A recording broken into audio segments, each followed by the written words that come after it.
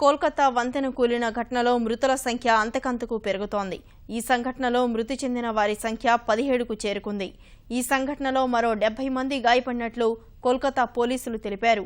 నగరానికి ఉత్తర ప్రాంతంలో ఉన్న గిరీష్ పార్క్ వద్ద నిర్మాణంలో ఉన్న వంతెన ఈ మధ్యాహ్నం సమయంలో ఒక్కసారిగా కూలిపోయింది. వంతెన కింద వ్యాపారాలు నిర్వహించుకునే చిల్లర వర్తకులతో పాటు వాహనదారులు అనేక మంది దీని కింద చిక్కుకుపోయారు. వంతెన కింద 150 మంది చిక్కుకున్నట్లు అనుమానిస్తున్న నేపథ్యంలో మృతుల సంఖ్య మరింత పెరిగే అవకాశముందని భావిస్తున్నారు. ప్రమాదంలో మృతి చెందిన వారి కుటుంబాలకు పశ్చిమ బంగాల్ ప్రభుత్వం 5 లక్షల పరిహారం ప్రకటించింది. తీవ్రంగా గాయపడిన వారికి 2 లక్షలు అందజేస్తామని తెలిపింది. సంఘటనపై అమెరికా పర్యటనలో ఉన్న ప్రధాని మోదీ విచారం వ్యక్తం చేశారు. సహాయక చర్యలపై ఎప్పటికప్పుడు ఆరా తీస్తున్నట్లు ప్రధాని తెలిపారు. అటు మిడ్నాపూర్లో ఎన్నికల ప్రచారంలో ఉన్న పశ్చిమ బంగాల్ ముఖ్యమంత్రి మమతా బెనర్జీ ఘటనాస్థలికి చేరుకొని సహాయక చర్యలను స్వయంగా పర్యవేక్షించారు.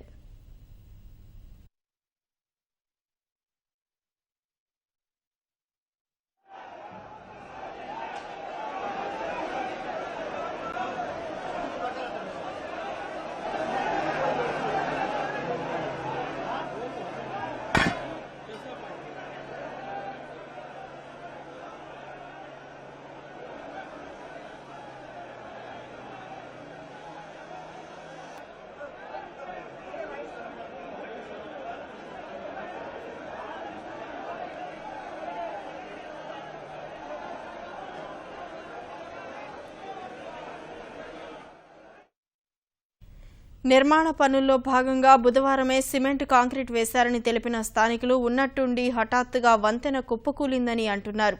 ప్రస్తుతం సంఘటనా స్థలం వద్ద భయానక వాతావరణం కనిపిస్తోంది.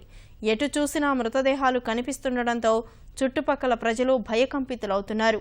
మరోవైపు వంతెన కింద ఉన్న వాహనాలు నుజ్జయ్యాయి. ఈ వాహనాల్లో ఎంతమంది ఉన్నారనే విషయం ఇంకా తెలియరాలేదు. ఘటన సమయంలో వంతెన కింద నుంచి ఎంతమంది ప్రయాణిస్తున్నారనే విషయంపై కూడా ఇంకా స్పష్టత రాలేదు. కూలిన వంతెన కింద రిక్షాలు, ట్యాక్సీలు, సైకిళ్లు, మోటారు సైకిళ్ల శిథిలాలు మాత్రం కనిపిస్తున్నాయి.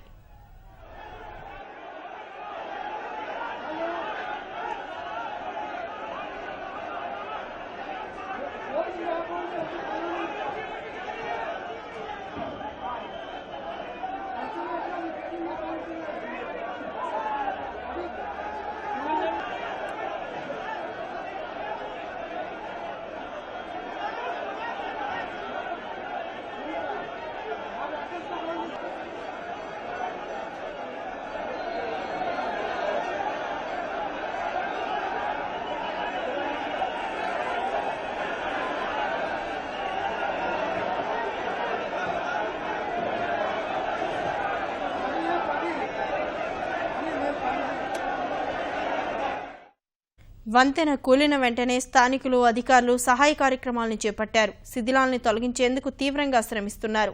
తర్వాత కొద్దిసేపటికే 2 బలగాల ఎన్డీఆర్ఎఫ్ సిబ్బంది రంగంలోకి దిగారు. భారీ వాహనాలు, క్రేన్ల సహాయంతో శిథిలాల్ని తొలగించే కార్యక్రమాన్ని యుద్ధ ప్రాతిపదికన చేపడుతున్నారు. కోల్కతా విమానాశ్రయానికి దగ్గరగా ఉన్న జాతీయ విపత్తు నిర్వహణ సంస్థ నుంచి 80 మంది సిబ్బందిని ఘటనాస్థలానికి పంపినట్లు ఎన్డీఆర్ఎఫ్ డైరెక్టర్ ఓపీ సింగ్ ప్రకటించారు. ఘటనా స్థలానికి 13 కిలోమీటర్ల దూరంలోనే ఎన్డీఆర్ఎఫ్ కార్యాలయం ఉండడంతో సిబ్బంది సకాలంలో చేరుకోగలిగారు. సహాయ పనుల కోసం సైన్యాన్ని కూడా రంగంలోకి దించారు.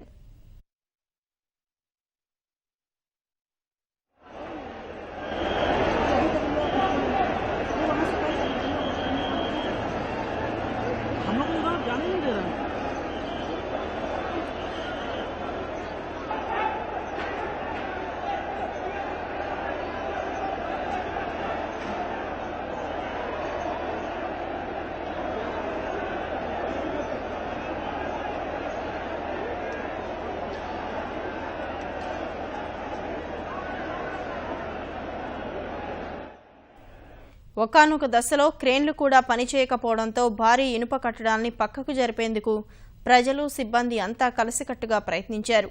ప్రస్తుతానికి భారీ శిథిలాల కింద నుంచి ఓ ట్యాక్సీని బయటకు తీసుకొచ్చారు. దానికి పక్కనే ఓ తోపుడు బండి కూడా శిథిలాల కింద నుజ్జయింది. ఈ ప్రాంతంలో ఎంతమంది మృత్యువాత పడ్డారనే విషయంపై ఇంకా స్పష్టమైన సమాచారం అందాల్సి ఉంది.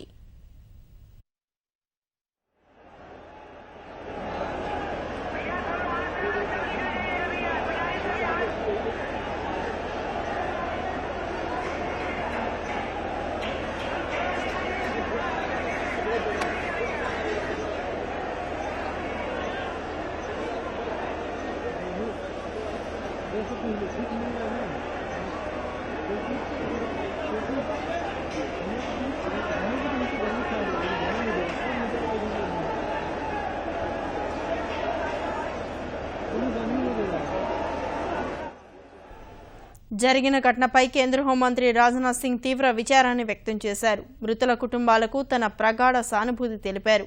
సహాయక చర్యలపై ఎన్డీఆర్ఎఫ్ డైరెక్టర్ జనరల్తో మాట్లాడి ఎప్పటికప్పుడు సమాచారాన్ని తెప్పించుకుంటున్న హోంమంత్రి సహాయక చర్యల్ని వేగవంతం చేసేందుకు సైన్యాన్ని కూడా రంగంలోకి దించారు. మరికాసేపట్లో సైనిక బలగాలు ఘటనాస్థలికి చేరుకుని సహాయక చర్యల్లో పాల్గొంటాయి.